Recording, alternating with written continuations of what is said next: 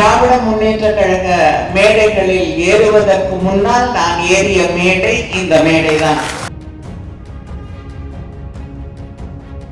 ஒரு ஊருக்கு போனா அங்க நம்மள சந்திக்கக்கூடிய நண்பர்கள், இளைஞர்கள் இன்னும் இருக்கிறார்கள் என்ற அந்த பெருமை ஒரு இயக்கத்திற்கு இருக்கிறது, ஒரு அமைப்புக்கு இருக்கிறது. எழுத்தாளர்களை தமிழ் மண்ணுக்கு ஒரு கொடையாக அளித்துக் கொண்டிருக்கக்கூடிய இயக்கம் இந்த இயக்கம். ஒரு சின்ன சண்டை எனக்கும் வெங்கடேசனுக்கும்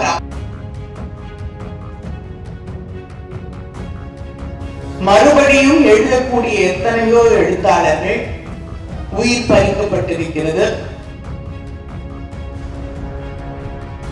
கீழடி நம்முடைய பெருமைகளை மறுதளிக்க வேண்டும்.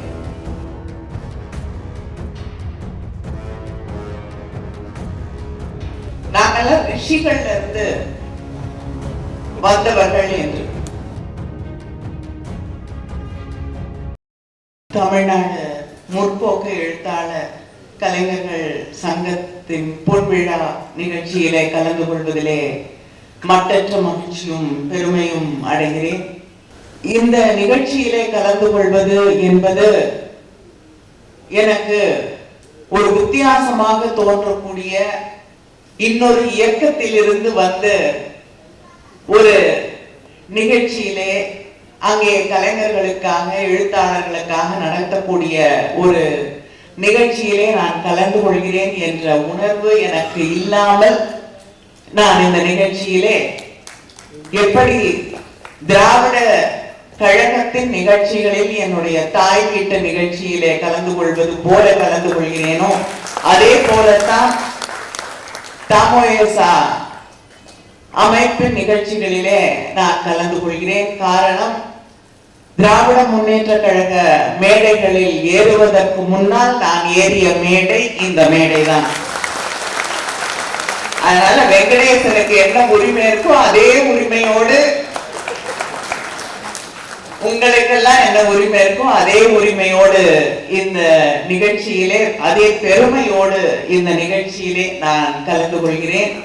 நான் பெருமைன்னு சொல்றதுக்கு காரணம், வேற எந்த ஒரு இயக்கமும் வேறு எந்த ஒரு அமைப்பும் இன்னைக்கு தமிழ்நாடு முழுவதும், கேரளால அவர்கள் வைத்திருக்கக்கூடிய அமைப்பு அது வேறு, தம் நாட்டின் பல்வேறு பகுதிகளிலே இருக்கக்கூடிய கம்யூனிஸ்ட் இயக்கத்தை சார்ந்த அமைப்புகள், இலக்கியம் சார்ந்த கலைகள் சார்ந்த அமைப்புகள் வேறு. ஆனா இங்கே நம்முடைய தமிழ்நாடு முற்போக்கு எழுத்தாளர் சங்கம் தமிழ்நாடு முழுவதும் வேறு எந்த அமைப்பிலும் இல்லாத அளவிற்கு ஒவ்வொரு ஊரிலும் அங்க போய் சில நண்பர்களை, ஒரு ஊருக்கு போனா அங்க நம்மள சந்திக்கக்கூடிய நண்பர்கள், இளைஞர்கள் இன்னும் இருக்கிறார்கள் என்ற அந்த பெருமை ஒரு இயக்கத்திற்கு இருக்கிறது, ஒரு அமைப்புக்கு இருக்குது.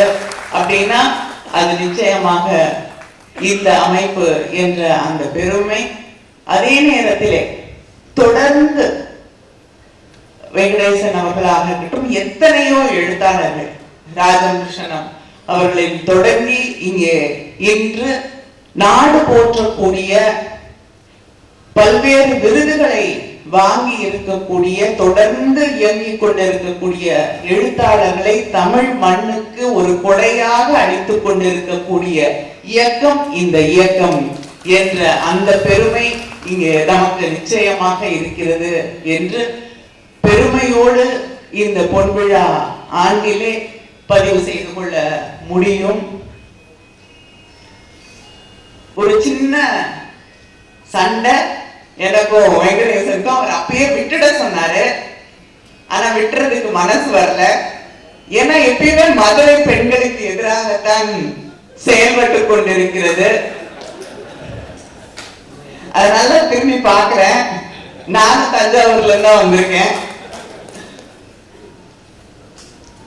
பேசும் பொழுது அவர் ஆண் எழுத்தாளர்களை எல்லாம் பட்டியலிட்டார்.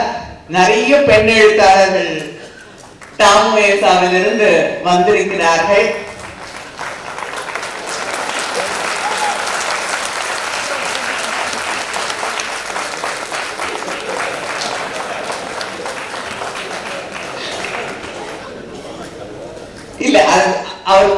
இல்லைன்னு சொல்றதுக்காக மட்டும் சொல்லல, இத்தனை பெண் எழுத்தாளர்களை தொடர்ந்து உருவாக்கி ஆண்களுக்கு சமமாக ஆண்களைப் போல் அவர்களும் இயங்கக்கூடிய, தன்னம்பிக்கையோடு எந்த தடைகளும் இல்லாமல் பணியாற்றக்கூடிய ஒரு களத்தை அமைத்து தந்திருக்கக்கூடிய ஒரு இயக்கம், ஒரு அமைப்பு என்ற பெருமை இருக்கிறது. அதனாலதான் நான் இதை இங்கே பதிவு செய்ய விரும்பினேன். நாம் இன்று பணியாற்றிக் கொண்டிருக்கக்கூடிய காலகட்டம் என்ன என்று நாம் சிந்தித்து பார்க்க வேண்டும். எதையெல்லாம் திராவிட இயக்கமாக இருக்கட்டும், இங்கே நம்முடைய கம்யூனிஸ்ட் இயக்கங்களாக இருக்கட்டும், எதையெல்லாம் எதிர்த்து நாம் போராடினோமோ, எந்த சமூகத்திலே இருக்கக்கூடிய அடுக்குகள் எல்லாம் அடித்து நொறுக்கப்பட வேண்டும், ஜாதி என்பது உட்பட, எதையெல்லாம் நாம் கடந்து வர வேண்டும் என்ற அந்த உறுதியோடு, அரசியல் என்பது மதங்களிலிருந்து விடுபட்ட ஒன்றாக மாற வேண்டும் என்று இயங்கினோமோ, இன்று அது எல்லாம் உடைக்கப்பட்டு மறுபடியும் 50 ஆண்டுகளுக்கு முன்னால், 60 ஆண்டுகளுக்கு முன்னால், 75 ஆண்டுகளுக்கு முன்னால் எந்த போராட்டத்தை நாம் கையில் எடுத்தோமோ, மொழி, மண், உரிமைகள், மத அரசியலிலே மதம் தரக்கூடிய அழுத்தங்கள், அதே ஒரு போராட்டத்தை மறுபடியும் நாம் கையில் எடுக்க வேண்டிய காலகட்டத்திற்கு தள்ளப்பட்டிருக்கிறோம் என்ற அந்த வருத்தத்தோடு, வேதனையோடு தான் இன்று அரசியலிலே நாம் செயல்பட்டுக் கொண்டிருக்கிறோம். மறுபடியும் எழுதக்கூடிய எத்தனையோ எழுத்தாளர்கள் உயிர் பறிக்கப்பட்டிருக்கிறது. கௌரி லங்கேஷ் தொடங்கி எத்தனை எழுத்தாளர்கள் அச்சுறுத்தப்படுகிறார்கள், சிறையிலே அடைக்கப்பட்டிருக்கிறார்கள். இன்னைக்கும் வெயில் கிடைக்காம எத்தனை பேர் போராடி கொண்டிருக்கிறார்கள். எத்தனை பத்திரிகையாளர்கள், ஊடகத்திலே செயல்பட்டுக் கொண்டிருக்கக்கூடியவர்கள் அச்சுறுத்தப்படுகிறார்கள். சில ஊடகங்கள் பிரச்சனை இல்லைன்னா வாங்கிடுறாங்க. அதனால அங்க எந்த பிரச்சனையும் வர்றதில்லை. ஆனா அதையும் தாண்டி தன்னிச்சையாக தன்னம்பிக்கையோடு செயல்படக்கூடிய ஊடகங்களிலே இருக்கக்கூடிய இளைஞர்கள், கருத்து சொல்லக்கூடிய தைரியம் எனக்கு இருக்கிறது என்று சொல்லக்கூடியவர்கள் எப்படி அச்சுறுத்தப்படுகிறார்கள் என்பதையெல்லாம் நாம் தொடர்ந்து பார்த்து கொண்டிருக்கிறோம். அப்படிப்பட்ட ஒரு சூழலிலே இன்று தமிழ்நாட்டிலே அவர்களுக்கு மிகப்பெரிய ஒரு தடையாக இருப்பது தமிழ்நாடு, கேரளா. 2 இடத்துலதான் ஊடுருவி ஒரு வெற்றியை பெற்று காட்ட முடியவில்லை. அது அவங்களுக்கு உறுத்திக்கிட்டே இருக்கு. பாஜகவுக்கு தமிழ்நாட்டிலையும் ஆட்சியை பிடிக்க முடியவில்லை, கேரளாவும் அவர்களுக்கு மிகப்பெரிய தடையாக இருக்கிறது. இது 2க்கும் காரணம் இங்கே நாம் இந்த சமூகத்திலே உருவாக்கி இருக்கக்கூடிய சிந்தனை அமைப்பு. திராவிட இயக்கம் தொடங்கி திராவிட இயக்கத்தில் வழியாக எத்தனையோ பத்திரிகைகள், மேடை பேச்சு என்பது திராவிட இயக்கத்திலே பல்கலைக்கழகங்களாக இருக்கக்கூடிய ஒரு காலகட்டம். இன்று தொடர்ந்து தாமோஏசா போன்ற அமைப்புகள் ஒவ்வொரு பகுதியிலும் இருக்கக்கூடிய சிந்தனையாளர்களை பயன்படுத்தி தொடர்ந்து நாம் இந்த சமூகத்திற்கான ஒரு கருத்தியலை, இந்த சமூகத்திற்கான ஒரு சிந்தனைகளை, இந்த சமூகத்தின் கேள்விகளை தொடர்ந்து முன்வைத்து இயங்கிக் கொண்டிருக்கக்கூடிய ஒரே காரணத்தால், அதே போல கேரளாவிலும் நான் சமீபத்திலே கேரளா முதலமைச்சர் திரு பினராயி அவர்களுடைய தொகுதிக்கு சென்றிருந்தேன். ஒரு சின்ன கிராமம்.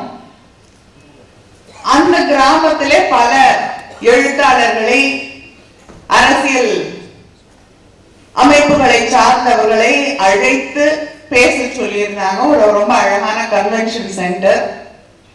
எனக்கு உண்மையிலேயே அதிர்ச்சியாக இருந்தது.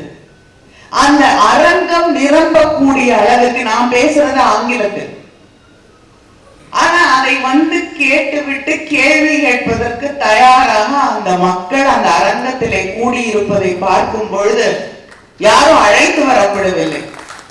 அந்த ஊர்ல இருக்கக்கூடிய மக்கள் அதை பார்க்கும் பொழுது இதனாலதான் கேரளாவும் தமிழ்நாடும் தனித்து நிற்கிறது என்பதை தெளிவாக புரிந்து கொள்ள முடிகிறது. இந்த தொடர்ச்சியாக இந்த இயக்கம் என்பதுதான் இங்க இருக்கக்கூடிய சிந்தனையாளர்கள், அரசியல் கட்சிகள் அழுத்து போகலாம், பல மாநிலங்கள்ல இருக்கக்கூடிய அரசியல் கட்சிகள் அழுத்து போகுது. நானும் திரு வெங்கடேசன் அவர்களும் பாராளுமன்றத்துக்கு போய் ஒரு வாரம் 10 நாள்ல எங்களுக்கே சில நேரம் அலுப்பு வரும், என்ன செஞ்சுட்டு இருக்கோம் தெரியல அப்படின்னு. ஆனா இங்கிருந்து வரக்கூடிய தமிழ்நாட்டின் குரல், தமிழ் சிந்தனையாளர்களின் குரல் என்பது என் காலம் கடந்து விடவில்லை, நிச்சயமாக தொடர்ந்து போராடு, மாற்றம் வரும் என்ற அந்த நம்பிக்கையை ஒவ்வொரு நாளும் தரக்கூடியது இங்கிருந்து வரக்கூடிய சிந்தனைகள். தொடர்ந்து நம்முடைய மொழியை மறுதளிக்கக்கூடிய எல்லா வகையிலும் பேர் வைக்கிறாங்க திட்டங்களுக்கு. எனக்கு மிகப்பெரிய பிரச்சனை அதுதான். அது என்ன திட்டம்னு யாருக்கும் புரியறதில்லை, எனக்கே புரியறதில்லை. நான் ஒரு கமிட்டியோட சேர்பர்சனா இருக்கேன். அதுல வரக்கூடிய அந்த பட்டியல், இந்த ஸ்கீம்ஸ் இருக்குன்னு ஒரு பட்டியல் வரும். அது என்ன பட்டியல்னு நமக்கும் புரியாது. ஒன்னொன்னுக்கும் வார்த்தை கேட்டு நம்ம அர்த்தத்தை புரிந்து கொண்டு தொகுதியில போய் சொல்றதுக்கும் தெரியாது, இந்த ஸ்கீம் இருக்கு நீங்க பயன்படுத்தணும் அப்படின்னு. ஒண்ணுமே இல்லை. சோலார் லைட் அதை போடுறதுக்கு சூரிய சக்தியால் இயங்கக்கூடிய அந்த அதை பயன்படுத்துங்கள் என்று சொல்லுவதற்கு அது என்ன ஸ்கீம் நம்ம தேடி கண்டுபிடிச்சு அதை மனப்பாடம் பண்ணி இல்லைன்னா ஒரு பேப்பர்ல எழுதிட்டு போய் தான் மக்கள்கிட்ட பேசணும்.